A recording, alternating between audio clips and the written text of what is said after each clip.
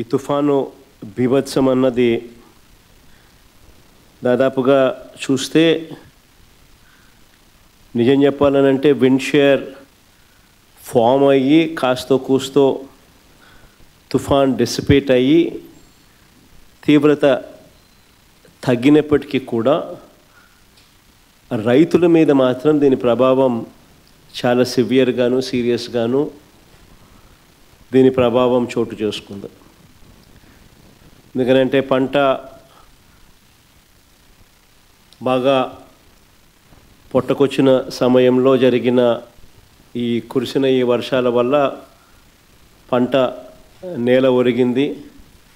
ఆ నేల ఒరిగిన ఆ పంటను నీళ్ళల్లో తడవడం వల్ల మళ్ళీ అది పైకి లేయడం అన్నది కూడా కష్టమైన పరిస్థితుల మధ్య, తాలు ఎక్కువ వచ్చే పరిస్థితుల మధ్య దిగుబడి తీవ్రంగా తగ్గే పరిస్థితి వల్ల రైతు తీవ్రంగా నష్టపోయిన పరిస్థితులు ఎక్కువగా కనిపిస్తూ ఉన్నాయి. శ్రీకాకుళం నుంచి మొదలెడితే దాదాపుగా నెల్లూరు దాకా కూడా, ఇంకా నెల్లూరు నుంచి కూడా కాస్త ముందుకు కూడా ఈ ప్రభావం కనిపిస్తూ ఉంది. కర్నూలు, కడప, అన్నమయ్య జిల్లాలు, చిత్తూరు జిల్లా, ఉమ్మడి చిత్తూరు జిల్లాలో కూడా, కర్నూలు నెల్లూరు ప్రాంతంలో కూడా ఈ ప్రభావం కూడా కనిపించింది.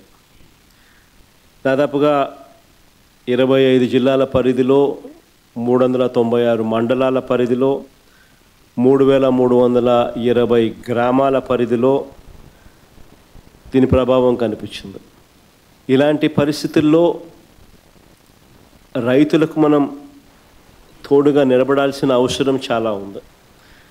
దాదాపుగా ఉజ్జాయింపుగా లెక్కల ప్రకారము, మనకున్న సమాచారం ప్రకారం దాదాపుగా 15 లక్షల ఎకరాల మీద దీని ప్రభావం పడుతూ ఉంది.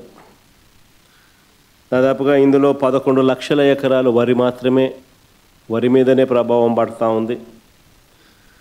39 లక్షల ఎకరాలలో మామూలుగా వరి సాగయ్యే పరిస్థితి ఉంటే అందులో దాదాపుగా 11 లక్షల ఎకరాలలో దీని ప్రభావం పడుతూ ఉన్న పరిస్థితులు కనపడుతూ ఉంది. దాదాపుగా 1,15,000 ఎకరాలకు సంబంధించి పత్తి, దాదాపుగా మరో 1,15,000 ఎకరాలకు సంబంధించి వేరుశనగ, మరో 2 లక్షల ఎకరాలకు సంబంధించిన మొక్కజొన్న, మరో దాదాపుగా 2 లక్షల ఎకరాలకు సంబంధించిన హార్టికల్చర్ పంటల మీద తీవ్రమైన ప్రభావం, దాదాపుగా 15 లక్షల ఎకరాల మొత్తం మీద తీవ్రమైన ప్రభావం కనిపిస్తూ ఉంది. ఏదేమైనప్పటికీ ఇలాంటి తీవ్రమైన పరిస్థితుల మధ్య మనము కార్యాచరణ అనేది మనం చేయాల్సి ఉంది. ఒకవైపున రైతులకు తోడుగా నిలబడాల్సిన కార్యక్రమం ఒకవైపున ఉంది. ఎన్యూమరేషన్లో రైతులకు అండగా తోడుగా నిలబడాల్సిన కార్యక్రమం ఒకవైపున ఉంది. ఈ కార్యక్రమంలో భాగంగా చంద్రబాబు నాయుడు గారి ఈ హయాంలో రైతులు ఏ రకంగా పోయి ఉన్న పరిస్థితుల మధ్య ఎలా సాగుతూ ఉందనే చూడాలి. ఎందుకనంటే ఇంతకుముందు ఎప్పుడు కూడా ఇలాంటి వరదలు కానీ, తుఫాన్లు కానీ, ఇలాంటివి కరువు కానీ, ఇలాంటి ఏ పరిస్థితి వచ్చినా కూడా మన హయాంలో ప్రతి ఒక్కరికి కూడా ఈ క్రాప్ జరిగేది. ఆర్బీకే వ్యవస్థ అన్నది అప్రమత్తంగా ఉండేది. ఆర్బీకే వ్యవస్థ అప్రమత్తంగా ఉండి ప్రతి గ్రామంలో అందుబాటులో ఉండి అక్కడ అగ్రికల్చరల్ అసిస్టెంట్ రూపాన అగ్రికల్చరల్ గ్రాడ్యుయేట్ చదివిన పిల్లలు అక్కడ అందుబాటులో ఉండి, గ్రామ సచివాలయము, ఆర్బీకేలు ఇవన్నీ కలిసికట్టుగా ఉండి ఆర్బీకేలో ఈ క్రాప్ వ్యవస్థ అన్నది పగడ్బందీగా ఉన్న పరిస్థితుల మధ్య ఉచిత పంటల బీమా అన్నది మన హయాంలో రైతులకు అందుబాటులో ఉన్న పరిస్థితుల మధ్య ప్రతి రైతుకు ఒక భరోసా ఉండేది.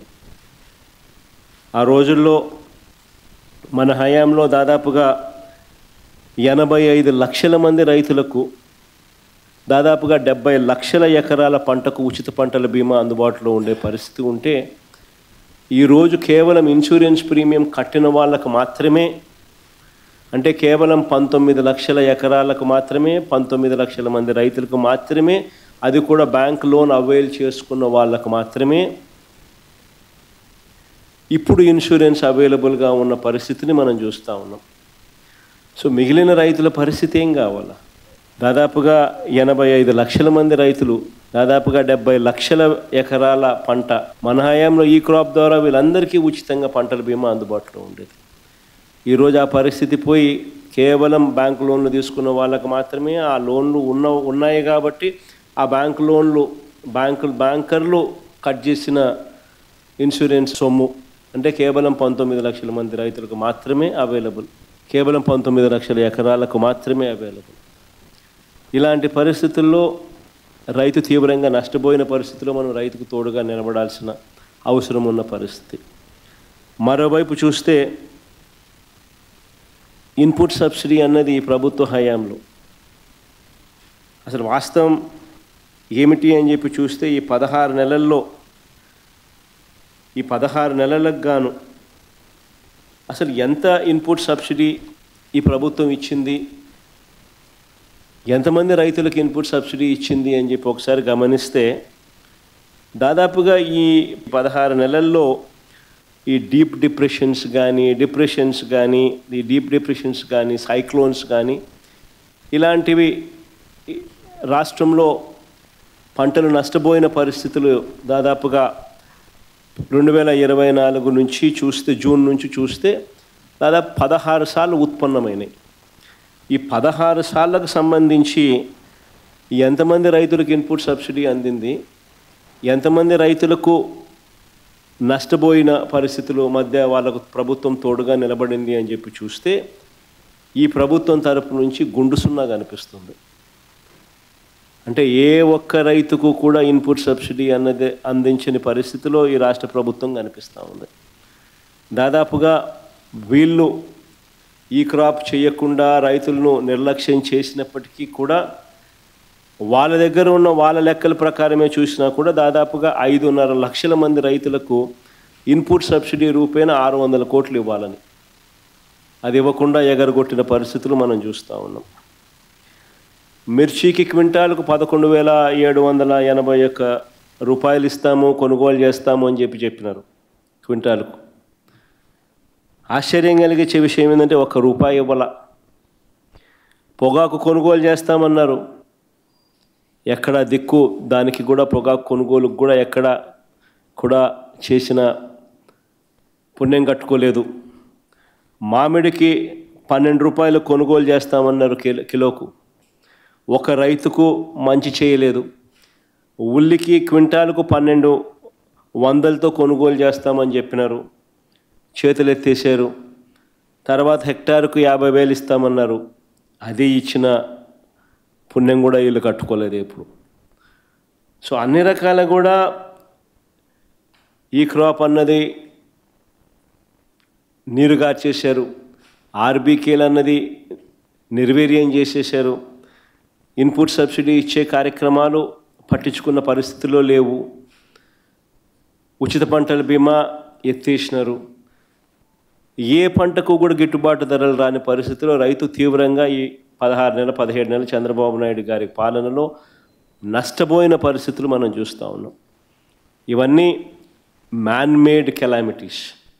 నిజంగా ఉచిత పంటల బీమా చూస్తే మన హయాంలో అప్పట్లో దాదాపుగా గమనించినట్లయితే మన హయాంలో 7,800 కోట్ల రూపాయలు ఉచిత పంటల బీమా కింద మనమే ప్రభుత్వం తరపునే మనమే రైతులు రూపాయి కట్టాల్సిన పని లేకుండా మనమే ప్రతి ఎకరాకు ఈ క్రాప్ చేసి 54,55,000 మంది రైతులకు తోడుగా నిలబడుతూ దాదాపుగా 7,802 కోట్ల రూపాయలు మనం ఖర్చు చేసి మనం రైతులకు ఇన్సూరెన్స్ సొమ్ము ఇప్పించగలిగాం.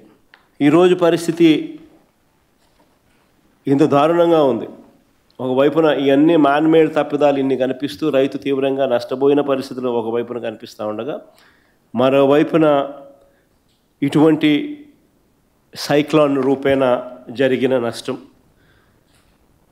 ఇలాంటి సైక్లోన్ రూపేణా జరిగిన నష్టాల మధ్య మనం రైతుకు ఎక్కడ తోడుగా ఉండగలుగుతాము అని అంటే ఎన్యూమరేషన్ అనేది ప్రభుత్వం చేతులెత్తేసే కార్యక్రమం చేయకుండా ఆ ప్రతి గ్రామంలోనూ కూడా వైఎస్ఆర్సీపీ నష్టం జరిగిన ప్రతి గ్రామంలో కూడా ఎన్యూమరేషన్లో ఏ ఒక్కరికి కూడా నష్టం జరగకోకుండా వాళ్ళ తరపున వాయిస్ ఇవ్వగలగడం, వాళ్ళ తరపున మనం ప్రభుత్వం మీద యుద్ధం చేసైనా సరే వాళ్లకు రైతుల తరపున మనం తోడుగా నిలబడడం, ఇది ఖచ్చితంగా రైతుల తరపున మనం చేయాల్సిన కార్యక్రమం.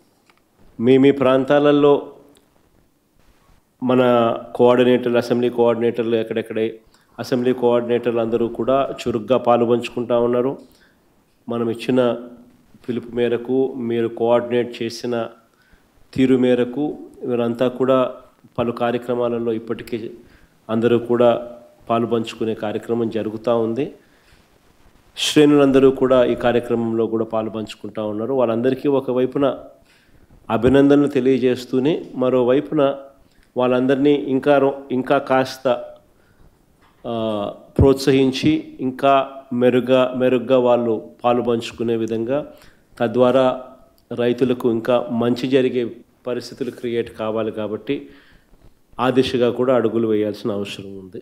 ఏ రైతు కూడా మిగిలిపోకుండా అవస్థపడే పరిస్థితి రాకుండా ఆ రైతుకు తోడుగా ఉండే కార్యక్రమంలో మన వంతు కృషి ఏం చేయాలనో అవన్నీ కూడా గట్టిగా చూసుకునే కార్యక్రమాలు చూసుకుందాం.